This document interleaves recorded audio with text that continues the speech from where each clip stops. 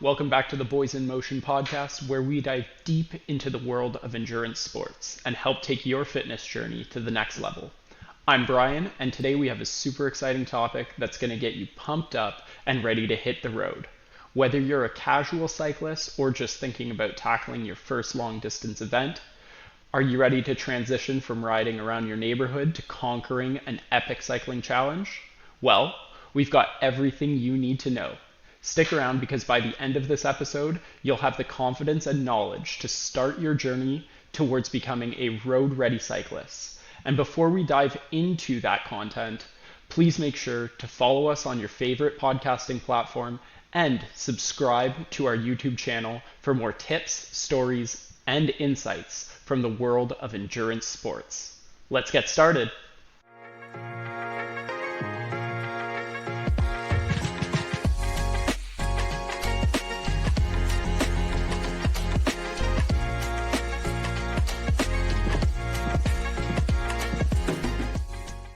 Hello, and welcome to another episode of the Boys in Motion podcast. Today is episode 3, Conquer the Road, the beginner's guide to cycling success. Welcome. Tyler, Andrew, how we doing? Not too bad, not too bad. Doing great. Love to be here. Love to be here. As the most casual cyclist of the group, basically my background is just commuting to work. That's normally when I pull out the bike is to get back and forth from work. But let's say, very hypothetically, let's say I really want to just hit the roads, get my spandex on, and just get speedy. Tell me a little bit about how I can get into that. Maybe what types of riding I can do, what I need. I'd love to hear some insights. Wait a sec. So the one trick pony wants two tricks? Is that what you're telling me? This is a hypothetical situation, and just for the viewers, let's put ourselves in an imaginary world where that's something I would want to do. Yeah. Or the pony has more than one trick. Running is a great endurance sport because it's very easy to get into. It's low cost to start and doesn't take a lot of time either. But I truly believe that there is nothing quite like cycling when it comes to training your aerobic system. Sitting and getting that saddle time, being out with friends and being able to chat in a group of cyclists, getting that chain gang going in the draft is just, it's immaculate. And I don't really think there's much better than a coffee ride with a bunch of friends, all in some spandex, enjoying the streets. Chef's kiss. To me, exactly. That's the chef's kiss of exercise. So I'm excited for today's episode, and I'm excited to get into kind of the nitty gritty of what it takes to kind of be somebody who is interested in cycling to somebody who becomes a road cyclist. Okay, so I'm not quite convinced yet. But again, hypothetically, if I wanted to do the thing, right now I just have my commuter bike, so let's just say I have absolutely no gear, and this Sunday I've planned a coffee ride to one of my friend's favorite coffee shops, and I want to join him. What do I need? How can I join without looking like a fool out there? Yeah, so the big thing about cycling is you do need equipment, right? It's not as simple as throwing on a pair of running shoes and just heading out the door. And I think the other thing is just to understand the lay of the land when it comes to biking in general, because there's a lot of different cycling disciplines. What we're mainly talking about today is road cycling. So this is what you're seeing in the Tour de France. This is what you'll see in like the one-day events. And these are the people that truck drivers get upset at when they're holding up traffic on a nice Sunday morning. Okay, I got 2 honks yesterday, actually. It was nice. Exactly. So we are talking today about road cycling. Some other great options for cycling would be things like mountain biking, gravel riding, which is all the rage. I'm sure we might even do an episode in the future about gravel riding. And then also there's the track discipline where you're in a velodrome.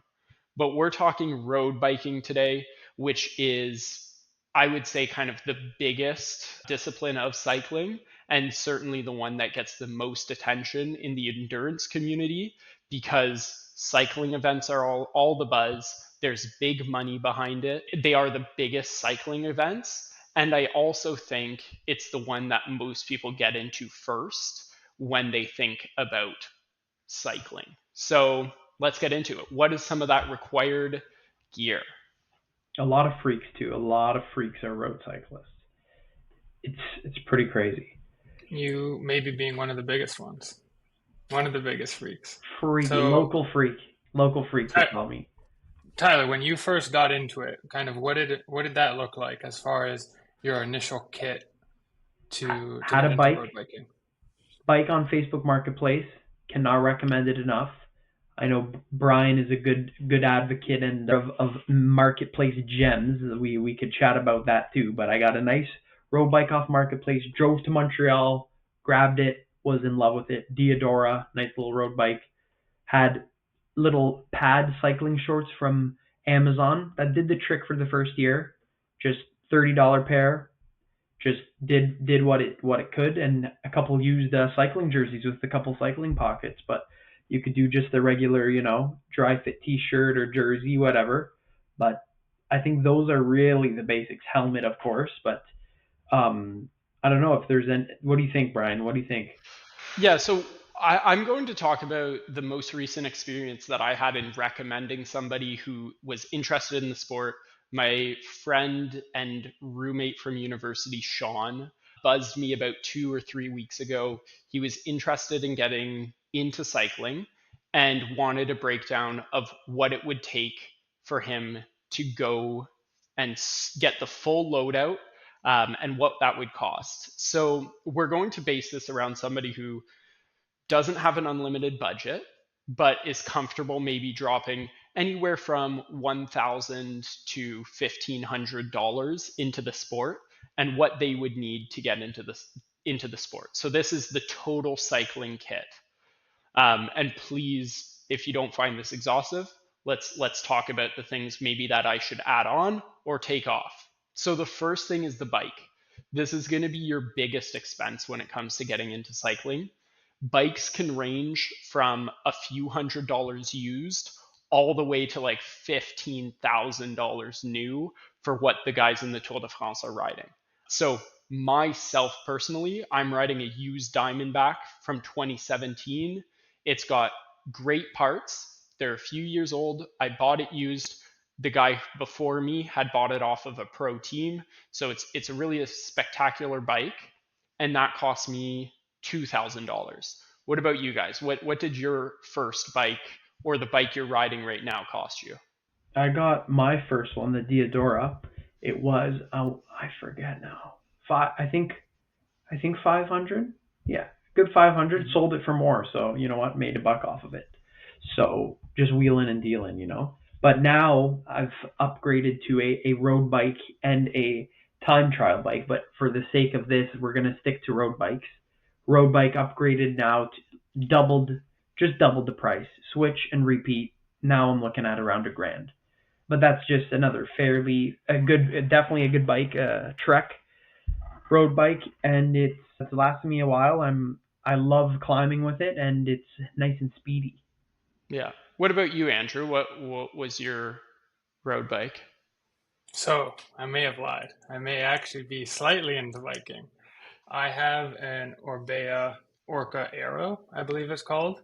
And it was also a marketplace find. It was 750, and then just put some as far as maintenance and that kind of stuff. So I put a little bit of money into it, just kind of doing some maintenance, changing cables, getting some clipless pedals. So put a little money into it that way. But yeah, that was my pretty recent purchase about a year ago. So Yeah.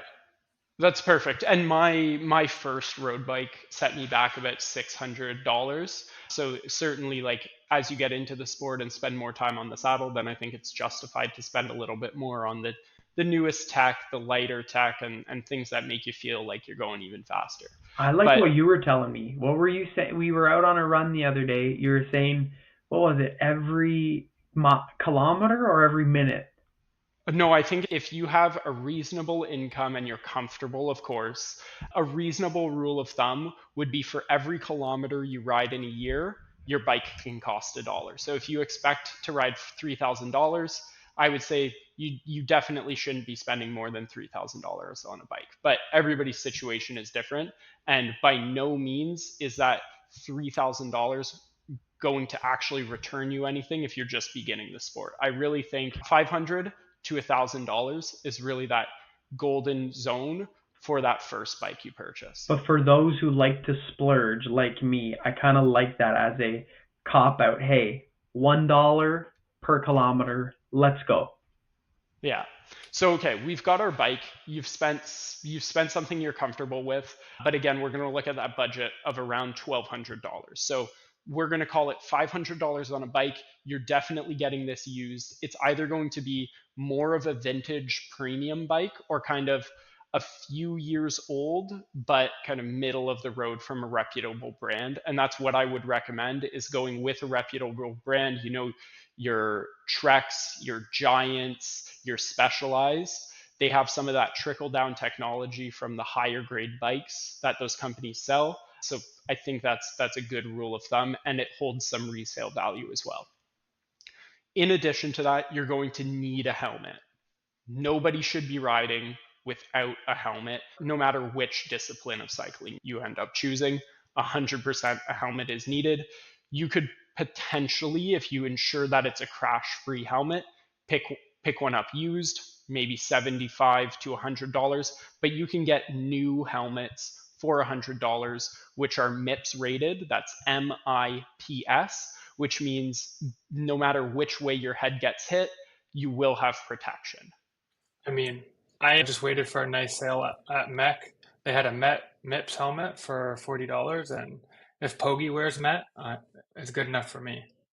Yeah, find the deals if you're willing to be patient, but a budget of $100 is very reasonable. You'll find an excellent, high quality, with a great safety rating helmet for that. In addition, and this is one where I think there is a big hesitation to dive in, but it's actually getting padded bib shorts. And I would always recommend getting padded bib shorts that have straps that go over the shoulders, like suspenders, essentially. That will keep you comfortable on the bike.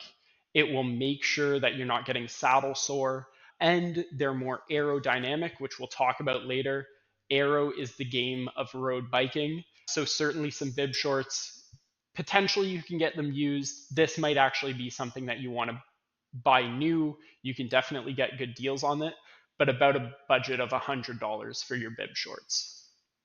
Some nice Castellis or what else is there? Castelli, Garneau, stuff like that. They're nice. Get some nice discounted bibs. They'll last you forever. You'll be like a sumo wrestler. And to pair well with your bibs, you're going to want jerseys.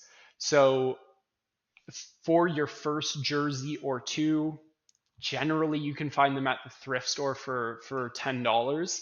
But the world of cycling fashion does not have an end on the high end of the price scale. So when we're talking about, picking these up at the thrift store, for sure $10 is reasonable, but it's not unheard of to spend $100 or $200 on a jersey.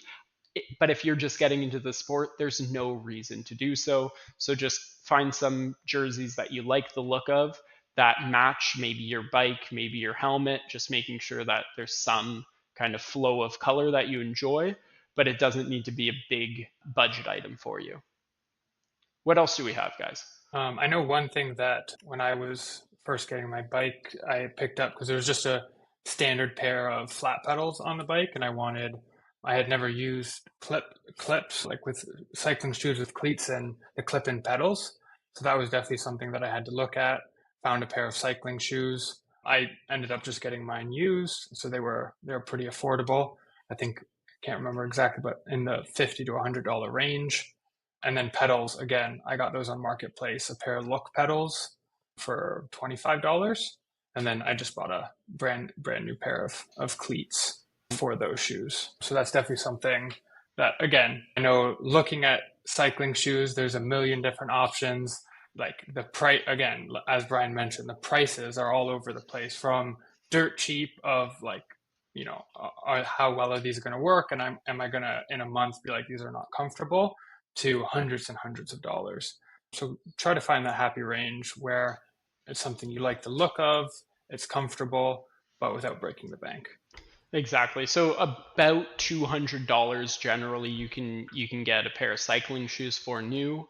And then for your pedals, you're looking at anywhere from $40 to $60. Now, one thing that is important to note is when you buy shoes, generally they're not coming with the clips to go into the pedals. Good call. And pedals do come in different shapes and sizes. So you have your standard flat pedal. So this is what we're saying you should kind of upgrade from, which you're going to end up in a clipless pedal, even though you're basically clipping into them.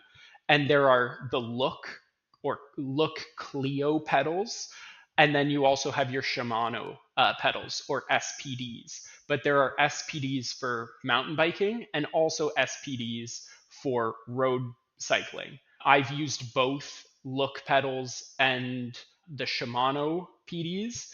And honestly, I can't tell too much of a difference. So if it's your first bike and you're just getting into it, do whichever deal you find, really. I don't think it matters all that much for your first bike.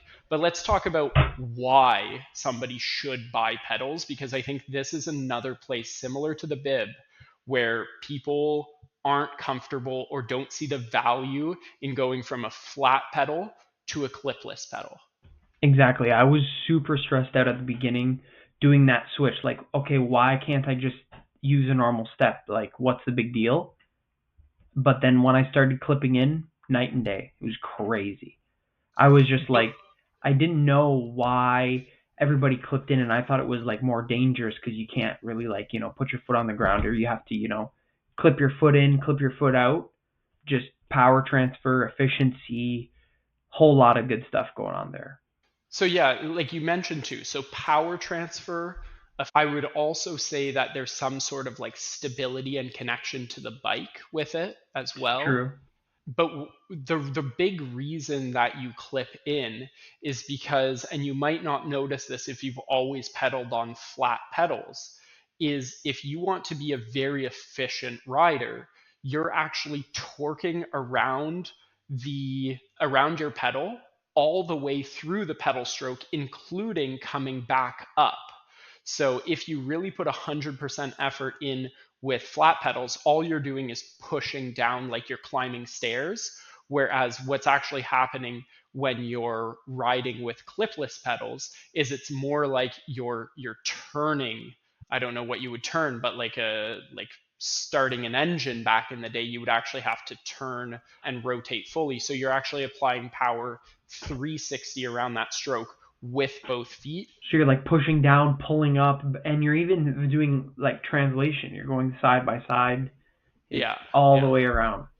And I think the key is like obviously at the professional level of the sport, it's not a question. Everybody's clipped in to their bike, and once you get clipless pedals and you get comfortable with them, you're never going to go back, right? And it's even to the point where you will find bikes that you're buying secondhand where people aren't selling it with the pedals because they want to keep their pedals because they like those pedals so much. It So goes with the shoe, really. Yeah. yeah, it goes with the shoe. It's just a part of it. And let's be honest, cycling shoes, and it looks a little odd to people when you're just riding with, a flat and regular street shoe on. So that covers a lot. So we've looked at a bike, what you need to wear in terms of your bib shorts, your jerseys, your helmet. But, and I see Tyler, you've just thrown them on. Tell me about it. Throwing the shades on, baby. You need to keep that protection. I know we talked about sunscreen last time. Now we're talking about shades. You got to wear your shades. It's more than just sun protection. You got the wind protection, some dirt and grime on there. You protect the eyes from debris falling from the sky and Debris. some The guy debris says coming through. debris. It's very. I actually don't leave the house without glasses either. I got safety glasses sometimes. I put the shades on no matter what temperature or how it is out there. You got to put the shades on, and Yeah.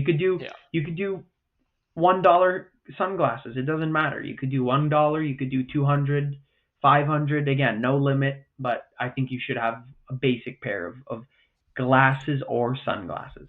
Would you say this might be an area where you may want to, being out on the road for long hours, maybe invest a little bit more for a nice pair of polarized lenses, especially in sunny conditions, Agreed. just to protect them eyeballs. Agreed. I would say those 68 to $1 sunglasses do not protect your eyes for the UV rays. They have no UV protection, but yeah, those I think looking for a nice sale for a nice expensive pair is definitely worth it. And it's not like you're gonna unless you break them. It's not like they're gonna get used up and you'll have to change them in a year. You could use them for a lot of years to come. Style points, major. And I think for the base budget, something about $35 is kind of that floor of a decent pair of sunglasses. So that's definitely something that will get you started anyways. Also on the bike, and we're, I think, pretty much after this example, it's all kind of the accessories that go along with the bike. But you're going to want water bottle holders. If your bike doesn't come with two, you need two water bottle holders and you need two water bottles. If you begin riding like most endurance athletes ride, you will be out on the bike for 1 to 2 hours, kind of within that first year of cycling. And the moment you hit that hour and a half mark, you need two water bottles on your bike because you should be consuming about half a liter of water every hour. And if you don't have that water on your bike, it's going to be really, really challenging, especially if you're riding with a group. You really don't want people stopping every 30, 40 minutes to have you refill your water bottles. So, two water bottle holders and two water bottles, that might cost you both inclusive something like $40 to $50. So for those non-liter guys like myself, what is half a liter?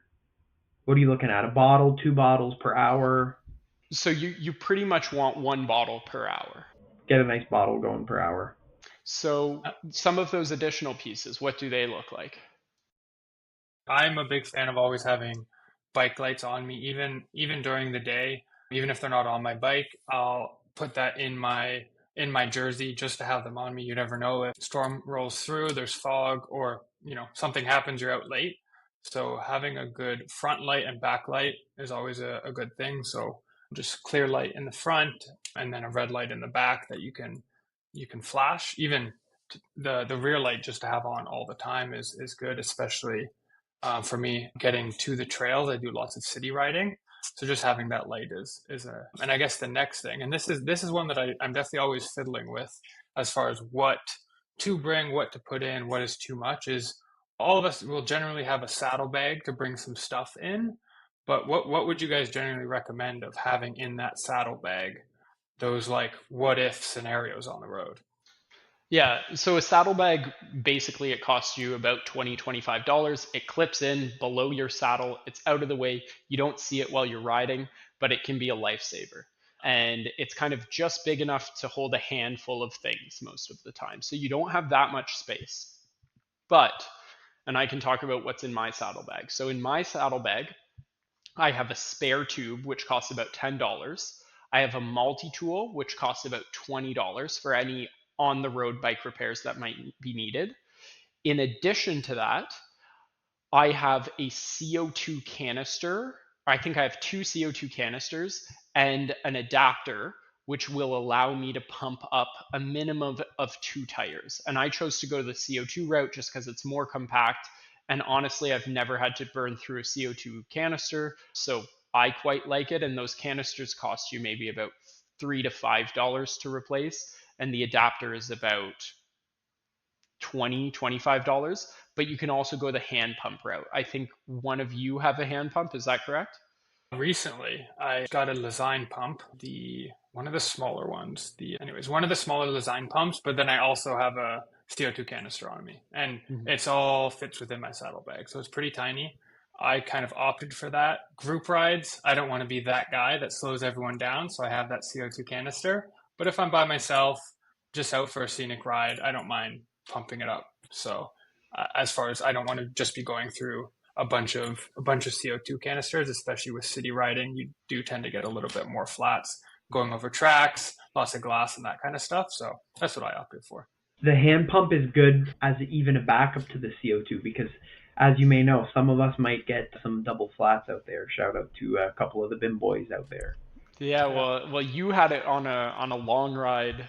What was Once that, last last year, year? yeah, yeah, that Double was. blowout on a ride, and now Jacob, also a man from the Boys in Motion, he had a double puncture just on a ride very recently. And that's actually when I switched from hand pump to CO2 because I realized how much effort it was to hand pump. Maybe I guess I need a little bit more upper body strength, but hand pumping 2 tires, I was like, I'm done with this. I'm just gonna CO2 it. Either way you go, it's just important to have something to pump up your tires.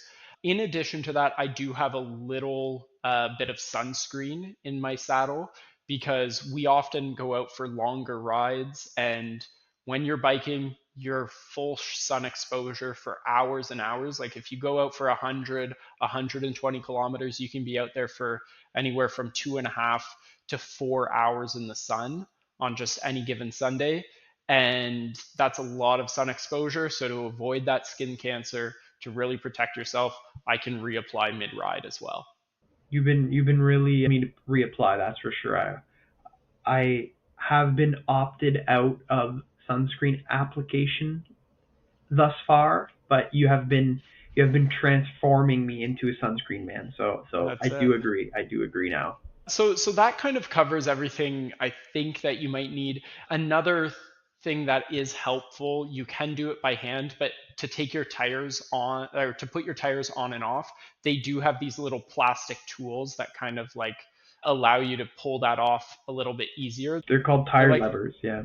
tire levers. Yeah, that's perfect. So two or three of those stack into almost nothing, and you can throw that in your saddlebag as well. But that just about covers, I think, the essentials that you need to have on your bike.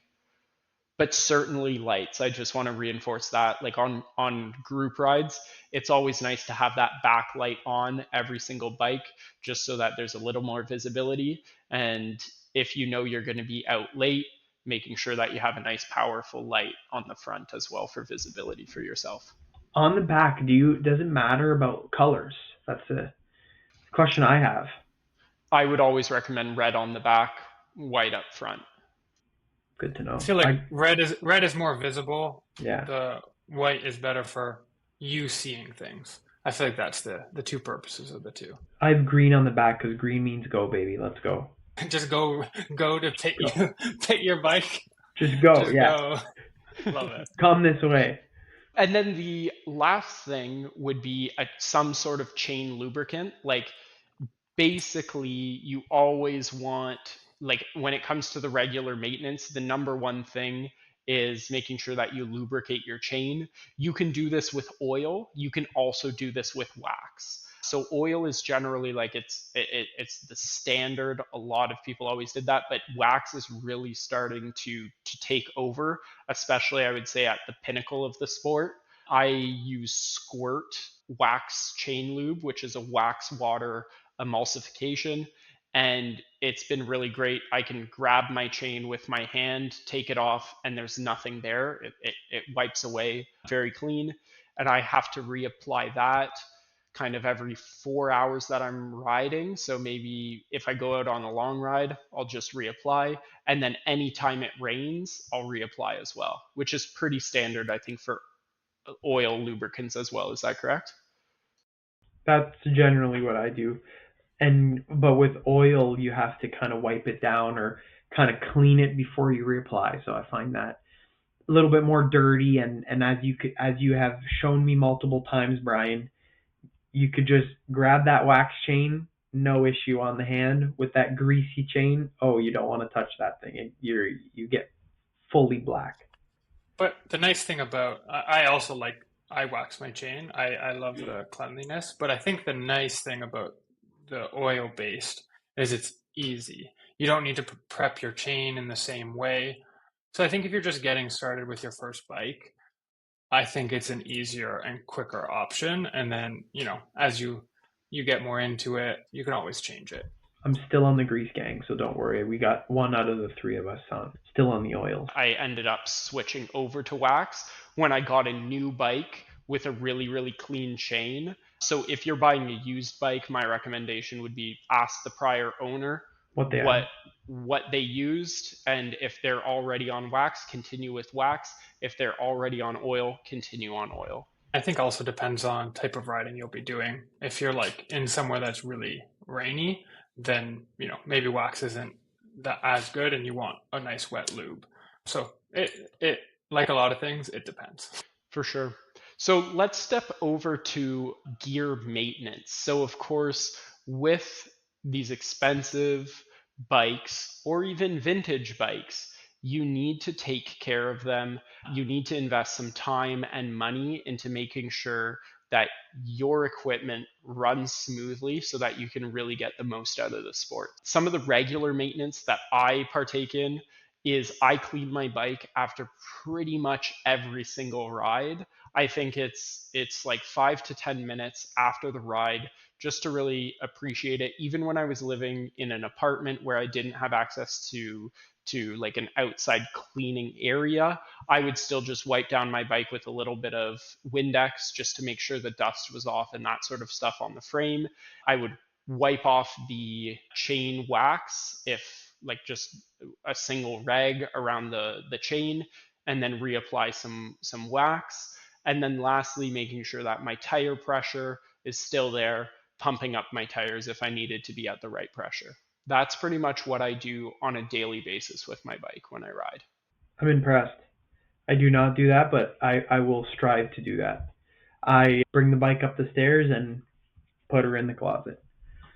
But And I think it is highly recommended to clean it up and keep it tidy, just like your room, right? do you have any outside of after every ride? Do you have any maintenance routines, Tyler? Is there anything that you, as far as checks or things, making sure everything is working as expected before you ride? Is there anything? I usually check for sure the tires. I look at, because I bring my bike in and out of the car lots, I always unhook the front wheel. So hooking it back up and making sure that's tight, I always double check that.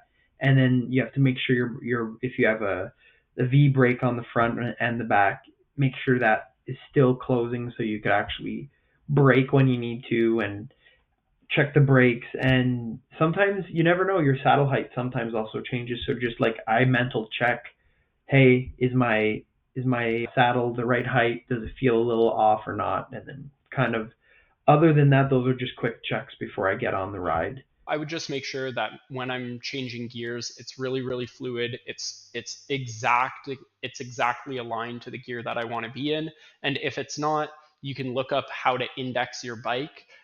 Generally, it's just a few twists of a back little nipple on your gear shifting cable, and that will allow that back derailleur to just adjust ever so slightly left or right into the exact perfect position so that that shifting is very smooth. I do warn you, you can royally mess up your gears if you don't know what you're doing, or you turn it a little bit too much, you are out to lunch and you have to bring it in. That's a good point. I would say if you're when I got my bike, and I was, well, first of all, I had a friend, my friend Moez, who's very into bikes and loves building bikes. I went over to his place. We did a bunch of maintenance. He taught me a bunch of things. One being setting the limit screws, indexing. Another great resource if you're wanting to do it at home and learn a bit. I find the Park Tool videos are great. They walk you through the steps, that all shot in 4K. Their angles are great. Where a lot of videos, you're like, they're doing it, they're saying the words, and you can't see anything on the bike, and you're like, okay, but like, how do I do it? I find Park Tool is great as far as walking you through the steps. So I think that's a great resource if you want to do it at home. But for those things that, maybe are outside of the scope of what you're able to do or out of your confidence level, what would you guys recommend as far as dealing with those things? My recommendation is find a local bike shop that you trust. And again, I'm going to double down on a local bike shop. There's a difference between these big conglomerate and like large bike enterprises that don't have that same touch and customer service that smaller, more local bike shops have. Tyler, maybe you can speak about your experience at Bush Taka in Ottawa. I know you've raved about the service that you've gotten from them. Very true. I have tried multiple different bike shops in the city, and for now, Bush Talk has been the best so far. They have good service, great service, and they really know their stuff with the bike. So you kind of I since I started, like, obviously living in the city, I would go to different bike shops when I had different little issues, and just look at the service. It also depends where you live, right? It's if you're nearby, you can't really access a bike shop. If you don't, I used to live downtown, didn't have a car, just had a bike, so I would ride my bike around. And break my bike, I go walk it to the nearest shop. So it's a good way to see which ones are good or not. And yeah, I've had good stuff going on at Bush Taka. Even just recommendations on gear to buy, and they're very knowledgeable there. So it's important Yeah, to trust where you're bringing your bike, because at the end of the day, you're riding it, right? exactly. So what I would recommend for anybody who's getting into cycling is when you get that bike, if you feel that like maintenance wise it's great, maybe you can forgo the step, but you can always bring it into a professional, get a full bike service, make sure that you're properly set up on that bike. It'll be cleaned for you and you'll know that it's mechanically sound, which always gives you a lot of confidence because at some point you're going to be 50 kilometers away from home and it's not a great feeling when something goes wrong during that time and you're not prepared for it.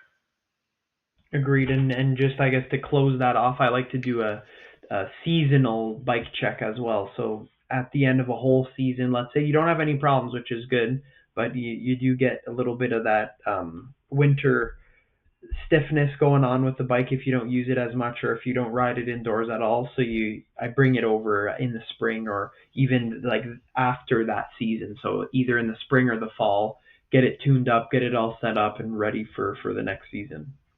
Yeah, perfect. So let's talk about riding now. So we've got the gear, we're ready to go. How do you go about, starting to ride and maybe biting some longer rides on the weekend? What's that look like? I like Andrew's approach with the running. Is kind of the same approach I take with cycling. Is you start off with smaller chunks, and I like doing like time based again. So not necessarily kilometers, because you kind of never know where you're going to end up.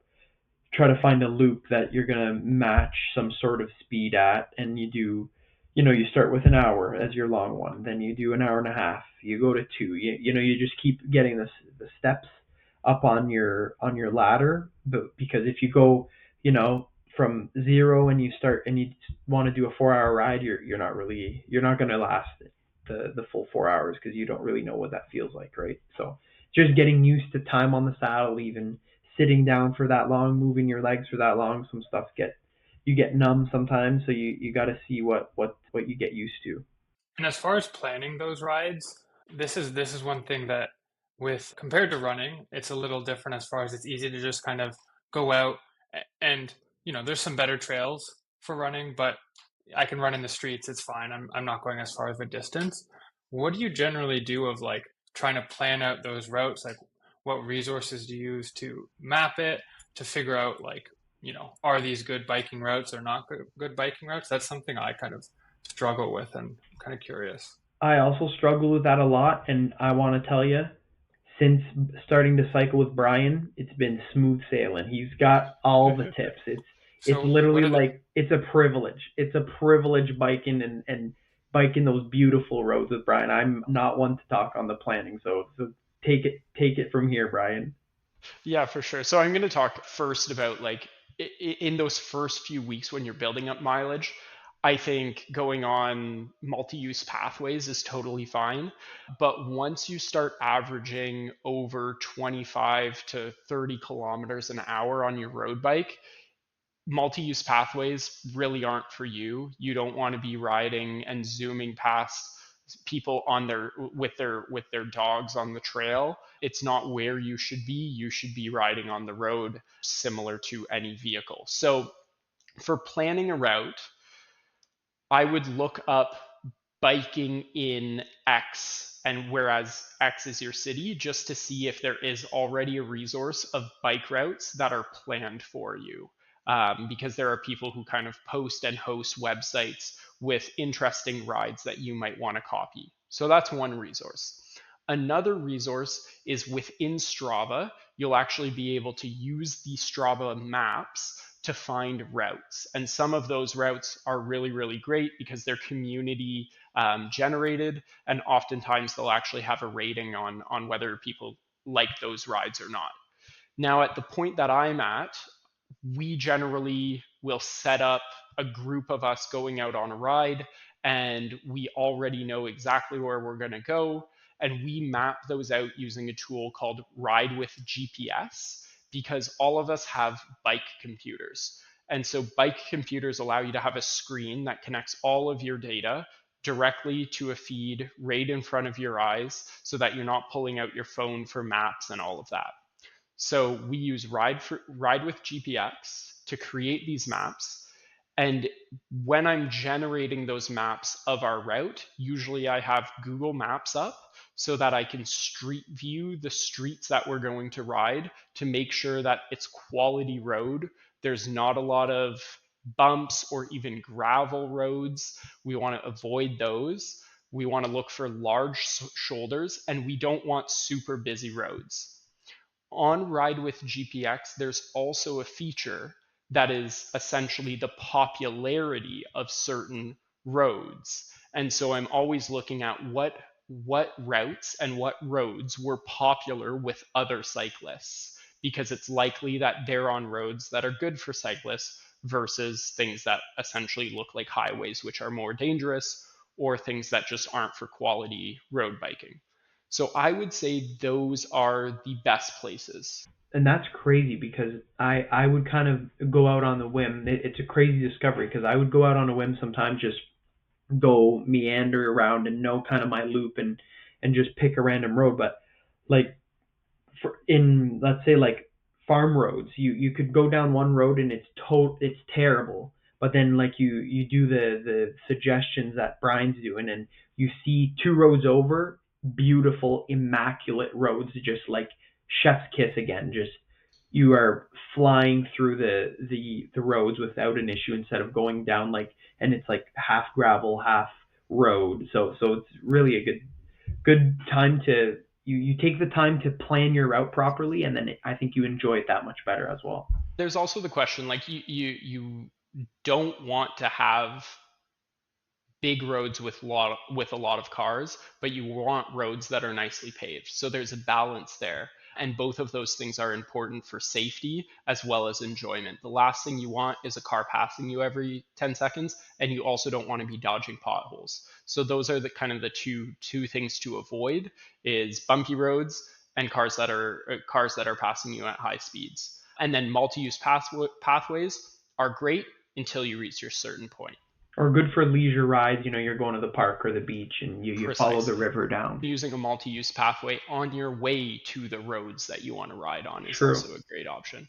So, with that being said, part of what I do with every ride is once we've completed it, we upload that to Strava so that we can share with our friends, chat about our rides, and anytime we ride together, well, Strava's tagging us together. And I think that comes with one of the greatest benefits of biking is biking with other people. So let's talk a little bit about that social aspect. Did you even do the ride if you didn't post it on Strava, really?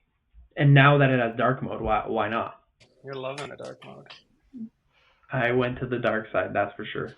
Of course, Strava is a great place. We have the Boys in Motion Strava Club, which everybody is welcome to join. The link will be down below, so definitely check that out. It's a great space with people who are running, cycling, swimming, and you'll always get some kudos from us on your activities. So that's something to look into. Another thing to look into is finding friends that also ride, because there is nothing like the pure enjoyment of riding bikes with your friends and then hitting a coffee shop. Andrew, you are a coffee connoisseur. Can you tell us a little bit about that Sunday coffee ride and why it's so great? Pretty much the only cycling I do is a Sunday coffee ride in. Basically, I look in the GTA and I see roasters that look interesting, look good. I pick one, pick two, depending on how long we're riding. Maybe we'll pick a beer spot depending how long the day is going to be. And then I'll just make those nice, line it up, a couple hours, a nice stop, refuel, fill up those water bottles, be able to sit there on the patio with some friends, sipping on a coffee, chatting, catching up. That's really what I love about it. Yeah, it's just great being able to chat with friends. People, for me, people that are training for different things. I have some friends training for Ironmans. So they want to do a long ride. I'll just join them. We'll do a couple of coffee stops, and it's great. We can chat about training, chat about life. It's a great time. Is there anything better? Let me ask you one thing. Is there anything better than that? I can think There's of nothing. there's nothing that puts a smile on my face like enjoying, when you sit up and take some of your nutrition on a long ride and everybody's doing the same thing. You're riding with with your hands off the bars, looking around, chatting with your friends. That's an incredible time. I think that's a description of heaven, Brian. I think that's heaven itself. For sure, for sure. So we are getting to the point in the call where we're going to talk about our hot take of the week. Does anybody have anything, or is it on me? I've had enough hot takes, I think, recently, so I'm gonna pass the mic to whoever's willing. Your shirt is nice, spicy orange red. So let's hear that hot take. Woo!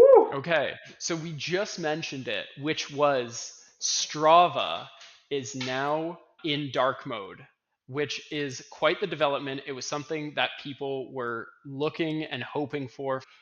For those of you on just audio, I'm just showing a little bit of the UI with Strava and its dark mode. My hot take is, and I use dark mode for everything, I don't like Strava's dark mode UI. I actually completely agree. Today when it came up, I was like, I think it's the maps. I think it's the maps that I don't like. Exactly. The Yeah. maps look super odd, and the shading that exists in the app when you're normally on light mode doesn't translate to dark mode as well. Well, guess what, boys? We haven't switched it yet. Tyler is blinding us with his light mode. We're still on light mode, baby. I don't know. I didn't know if I wanted to take the change. I don't like change. I'm not a tech guru like some of yous, so I don't like change. I don't know. We'll see. Now that I hear this hot take, I don't know. Yeah, so I was super excited when I saw that Strava release their dark mode, because literally all my devices default to dark mode. Every website, all of my work except for Excel is on dark mode. But Shout out to Excel. shout out to Excel.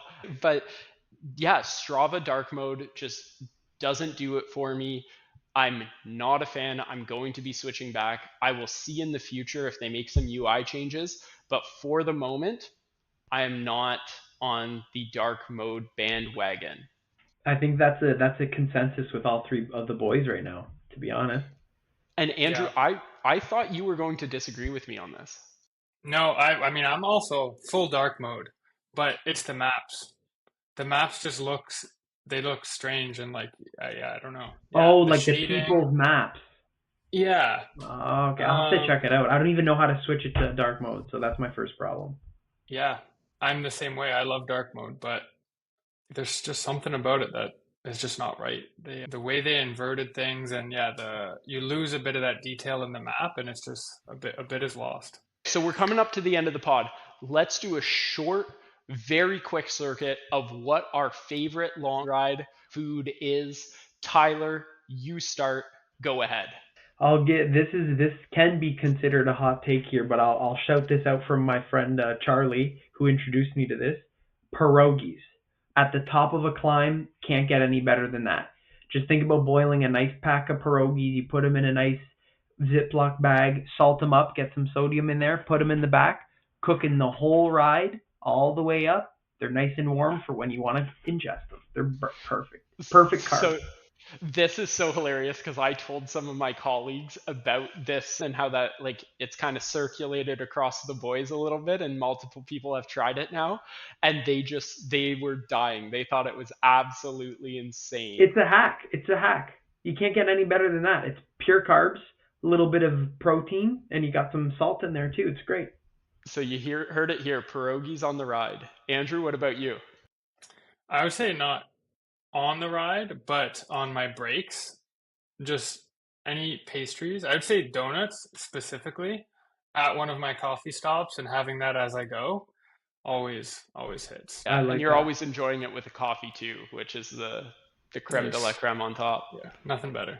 Brian, what about you? So you know me, I love consuming carbs in liquid form. And so I am going to shout out Juicy J's favorite beverage as well. And what is that? A Coca Cola. A classic Coca Cola at the top of a climb. Once you sit back, get out, enjoy that view, cracking that Coca Cola, it's got the perfect mix of caffeine, sugar, and fizz that it is just so refreshing after a tough interval of hill climbing that I don't think you can really beat. Can't go wrong with that. Coca-Cola and some pierogies and donuts at the bottom. Love it. Very nice. That sounds like the perfect meal, actually. Just those three. That's final meal, I think. Guess what I'm Just having for lunch tomorrow, boys? perfect. Love it. So, what do we have going on? We are already in Tour de France season. We're now Tuesday, so there's been 4 rides of Tour de France once this episode is released. So, hopefully, there's been some good racing already. But what's exciting, and Andrew, maybe you can kind of allude to what's coming up on every break day, but we've got something special in store for the cycling fans. Oh yeah, we'll be watching close. We'll be rooting for our favorite riders. But then on the break days, when they're resting, we'll be shooting the shit here, recapping the last few days, talking about those breakaways, who won, the courageous riding, who went off, and just talking about the days that just passed, and just kind of giving our opinions on it. Yeah, it should be fun. Yeah, I'm really, really excited to talk about some of the drama we've seen already. Yeah, I can't wait for the big six that are just going to be battling it out. I'm excited to see what comes of it. I want to For see the sure. rivalry. So, Tyler, why don't you close us off? Well, thank you, folks. This was the Boys in Motion, and we'll chat with you on the next one.